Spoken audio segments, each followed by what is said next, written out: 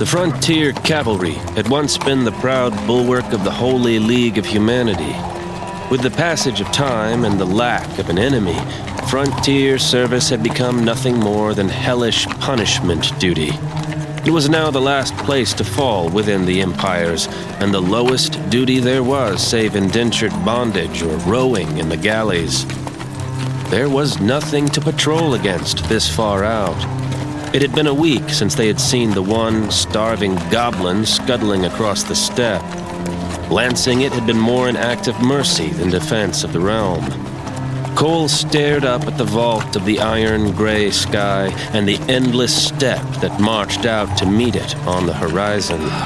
Russia is appallingly large. He turned his head as a horse pulled up beside him. Snorri Yaroslav pushed back the hood of his cloak and smiled. Snorri was an ugly man. His broken nose and the ragged white scar that ran through his left eyebrow did not help matters. The Russ ran a hand over the thick brown stubble on his skull. He hadn't shaved any part of his head in days. His grin widened enough to spread his drooping mustaches and show his missing left canine tooth. Cold enough for you Irish. For the 100th time, Snorri. Welsh. Welsh, not Irish. Anything Celtic is Irish, no matter what peat bog it might have clambered out of, eh? Snorri himself was more Slav than the Swede he fancied himself. What hair the Russ had was brown, and he was a good head shorter than most real Swedes that Coel had met. But it was best not to mention that to Snorri. What Snorri was broad. The Russ had a broad skull, broad shoulders, broad chest, broad gut, broad thighs, broad everything. Give us a song, Coel. My harp is back at the fort. Besides, you do not speak Gaelic, and they are the only songs I know. Who cares? Even in Irish, your caterwauling beats the whistling of this god-cursed wind. Very well, Snorri. One song, just to shut you up, then. The men nearby rode in a little closer as Coel raised his head out of his cloak and sat up in his saddle. He took off his helmet and shook his red hair out over his shoulders. More of the men clustered near. At the head of the tiny column, the captain turned around in his saddle to see what was going on. Sir Jean Hainaut was a Burgundian. He had fallen into debt with the church, and other than practicing band magics, there was no quicker way to get Rome's unwanted attention. Coel raised a questioning eyebrow at the captain. The blunt-faced Burgundian nodded back. Coel made a show of scratching his week-old beard and searching the sky for a song. Christ on the crotch, Coel. What do we have to do? Kiss you first? Sing something. Coel ignored the soldiers and waited for Sir Jean's signal. Oh, give us a song, you prick-teasing Welshman! He had a song in mind, a love song. Love songs were what he was best at. No one in this company would know the difference or care. Not one of them spoke Gaelic. Latin was the binding language of the Holy League.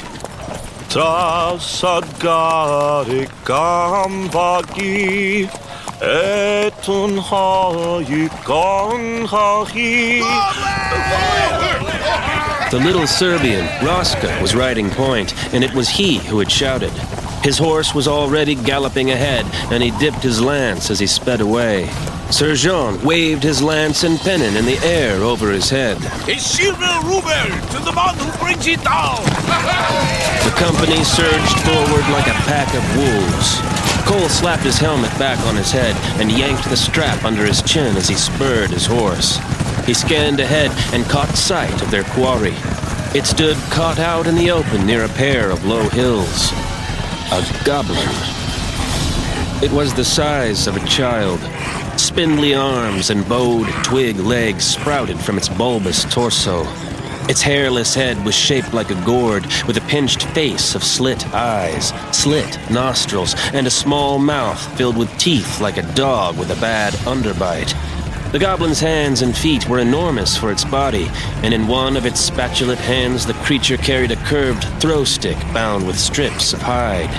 The green-skinned creature was barefoot and wore nothing save a tattered, scavenged deerskin. It froze in place for a moment as the squad of armored horsemen bore down on it. The excitement of the hunt swept the squadron forward as the little creature stood and hurled its throwing stick. The feeble weapon bounced in the dirt far short of the mark. He's a defiant little bastard. I give him that. The goblin bolted for the low hills and the few sheltering trees behind it. Coel sent his horse surging ahead. He's mine! Raska was in the lead. Not on your life, sir! Slavomir, the Pole, was not far behind him. The goblin milled its arms and keened in terror as it ran looking for some kind of cover in the barren landscape. Coel pulled ahead of the pack. Nando, the Spaniard, was right behind Coel, but Raska and Slavomir were going to beat them all to the mark. The Serb and the Pole dipped their gray lance blades for the kill. Goblins were not fast runners, but for all their awkward hopping and lurching, they were agile as hares. Coel kept his lance in his left hand with the reins and reached back to pull a javelin from the case behind his saddle.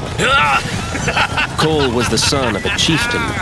He had been throwing javelins out of the saddle in the hunt and in war since he had been old enough to ride. Coel grinned fiercely into the wind. He had taken the last 3 goblins the squadron had seen. He intended to take the 4th. Not this time, Kelp! Nando's horse matched Coel's stride for stride, and the wiry little Castilian held his lance high as he spurred forward after Slavomir and Raska. These dogs will miss, and then the prize? She is mine! Ha! Coel leaned low in the saddle and urged his flagging horse on. The goblin reached the edge of the tiny rise and suddenly dropped out of sight. Coel and Nando swept after them and found the flat step falling away down a steep grade between the low hills. The Serb and the Pole closed on the goblin and stabbed overhand with their lances. The creature dodged and ran under Raska's rearing horse. Coel raised his javelin for the throw. Nando sailed between him and the target. Like I say, Kelp, she is mine! Nando's lance dug a furrow in the dirt as the goblin dodged the blow. The creature's misshapen hand clutched beneath the filthy hide it wore and came out with a barbed dart. The little Spaniard's eyes flew wide in shock as the dart sank under his chin up to the black crow feathers that fletched it. War horn and lance fell from his hands as he clutched his throat and toppled from his horse. Coel stood up in his stirrups and threw his javelin with all his might. The javelin punched through the goblin's chest and pinned it sitting to the ground. Coel yanked his shield around on its sling. He slipped his arm into the straps and looked about wildly. The goblins were everywhere. They surged out of holes in the hillsides on either side of the squadron and flowed forward in swarms. More goblins filled the top of the grade behind them. The soil of the tiny valley ahead seemed to vomit goblins up as if hell had run out of room. Nearly all of them carried wicker shields. They hurled more of the barbed and weighted darts as they came. Others held back and whirled slings. Throw sticks scythed at the horse's legs. Coel jerked up his shield as darts, stones, and sticks filled the air. Coel took his lance in an overhand grip as the rest of the squadron piled past him. Momentum took the squad farther down the grade, even as they sawed back on their reins. Slavomir and Raska had wheeled their ponies and were trying to gallop back up the grade, and they nearly smashed into the rest of the squadron as Sir Jean and the men tried to check their downhill plunge. The horses reared as they piled up on the slope and milled as they fought for footing in the loose soil. Discipline was gone. The men panicked as the goblins fell upon them. Darts and sling stones hammered into Coel's shield like hail as he raised his lance. A misshapen creature howled forward, and Coel drove his spearhead down through its wicker shield. He struggled to pull his lance free, and two more of the creatures hurled down their shields and seized the shaft. Coel yanked on his lance, but the goblins hung onto his weapon with grim determination. He released his grip, and the stunted creatures fell backward, clutching their prize. Sir Jean looked frantically about as the things closed in. Him! Do something! The Danish wizard rose up in his saddle. He reached into his robe and then swept his hand before him in an arc. Golden dust spewed forth from his hand and ignored the wind as it sprayed out before him in a swift wedge of twinkling motes. The glittering cloud engulfed half a dozen charging goblins. Sleep! The 6 goblins stumbled. Their slit eyes rolled and closed. Their weapons fell from their spatulate hands and they collapsed to the earth. Ib thrust his hand into a saddlebag and pulled forth a carved wooden wand and a leather bag. He touched the two together. I call for him! Ib twisted in the saddle as a dart took him in the side. His wand and fetish bag fell from his hands as a throw stick struck him full in the face. A goblin grabbed Coel's stirrup and stabbed at his leg with a dart. The scales of his armor held. Coel stabbed down with his javelin, and the thing fell away with its face a red ruin. He wheeled his mount. Ib was gone, and his horse riderless. The Burgundian knight had his long sword out and hewed all about himself. A goblin seized his bridle, and its weight dragged his mount's head down. Coel flung his last javelin, and the creature fell away. Sir Jean nodded grim thanks even as he swung his sword. Coel! We have to... Sir Jean reared back in his saddle as a noose of knotted horsehair fell around his neck and jerked tight. The knight hacked desperately at the rope, but the blade slid off without cutting. The 2 goblins hauling on the rope were joined by 3 more. The stunted creatures swarmed over the fallen knight. Their knives and hand axes rose and fell. Panic rose up Coel's spine. The situation was out of hand. A third of the squadron was down, and the rest were being separated into isolated battles. They were being pulled down one by one. Part of the squadron were trying to fight their way back up the grade, even as more goblins poured down it. They were being overwhelmed. Coel saw that the soft soil of the grade was freshly turned over. The situation struck him with icy clarity. It was not a natural slope. It had been excavated, just like the goblins' concealed holes. Those things built a trap for cavalry! Momentum was the only asset the squadron could muster against such overwhelming odds. The only chance they had was to form up and charge down into the teeth of the trap. The thrill of his perfectly balanced sword sang up his arm as he charged. Even under the overcast skies, the blade gleamed like quicksilver. Squadron! Form on me! Break and form on me! Heads turned desperately. Horses wheeled. Snorri burst from the press and spurred towards him. Coel reared his horse and waved his sword like a banner. Squadron! Form on me!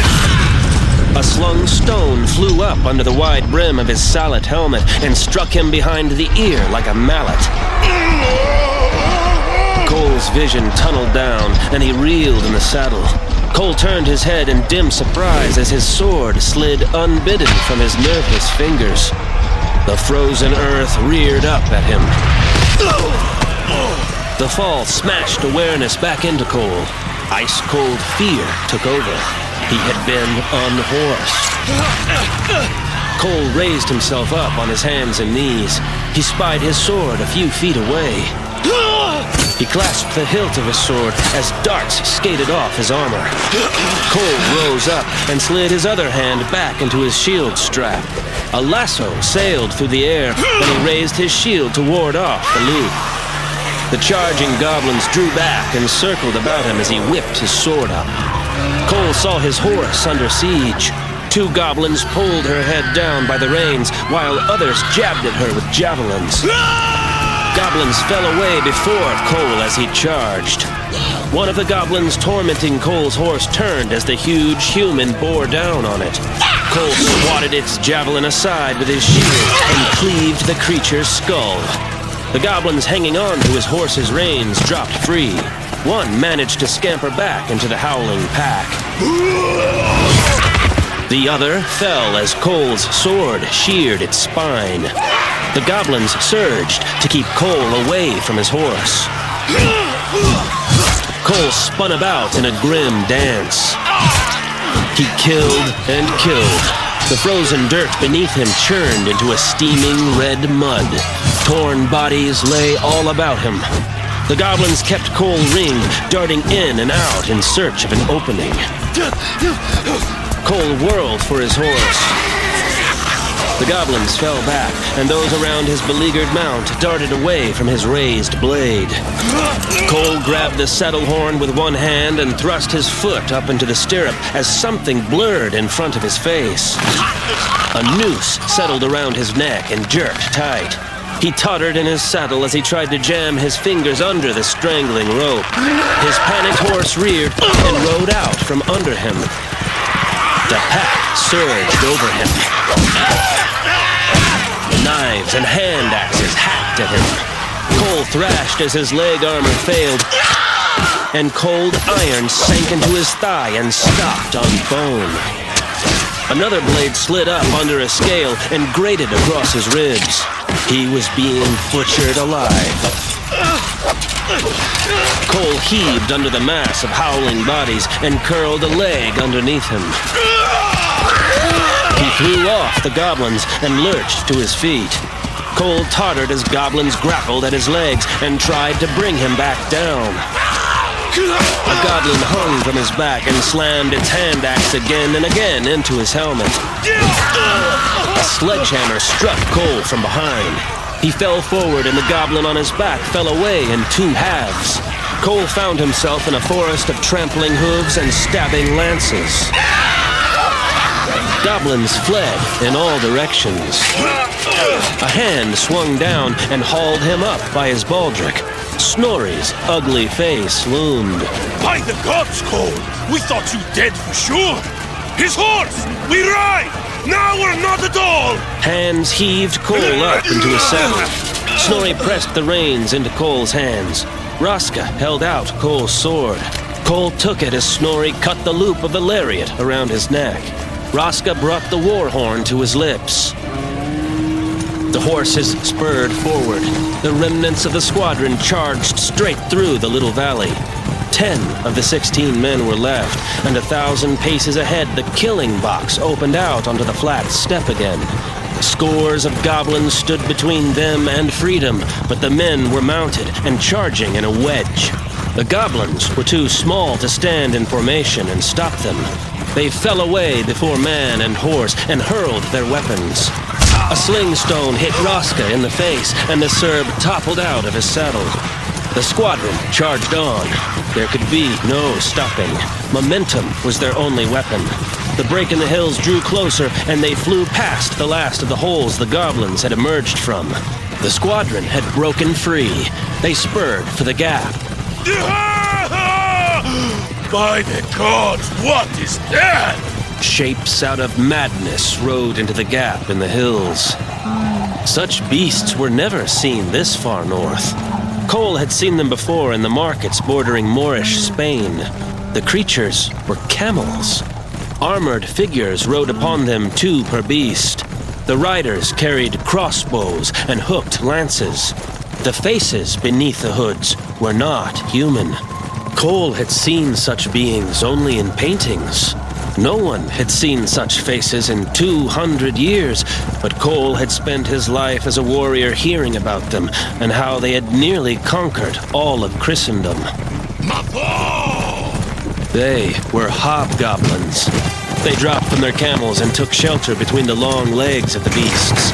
6 raised shields and lance. The other half-dozen raised crossbows as the frontier cavalry bore down on them. There was nowhere left to go. The only way to freedom was forward. Through them! On! On! The hobgoblin crossbows thrummed. Horse crashed into camel as the squadron plowed into the hobgoblin line. One hobgoblin leapt aside and tried to reload its crossbow. The Russ spurred on and was through. On! On! The cavalry spears rammed home. The hobgoblins had hooked lances of their own. 2 more men were dragged from their saddles. Coel bore straight for the gap Snorri had cleared. Triumph surged through Coel's veins. He spurred on and turned in the saddle to see if the 3 other men had made it. The crossbow bolt hit him like a fist. Coel reeled as he stared at the leather-finned base of the finger-thick wooden quarrel beneath his collarbone. Coel reached up and tried to pull the quarrel out of his shoulder. The effort sent his vision spinning. His sword suddenly seemed too heavy to hold, but instinct pounded dimly in Coel's brain. If he lost the blade a second time, he would die. Coel clumsily shoved the sword through his war belt. The effort bent him over the saddle, and his skull throbbed from the sling stone he had taken. Coel felt his eyes closing. Coel! Hold on! Coel was too weary to answer. He leaned on his saddle horn and gazed with faraway interest at the hilt of the goblin long knife sticking up out of his thigh. He was cold. Coel desperately wanted to close his eyes. Deep down, something told him he would be warm if he did. Coel felt himself leaning over his horse's neck. Coel! I'm coming! Don't fall! Coel closed his eyes and fell out of the saddle. Coel!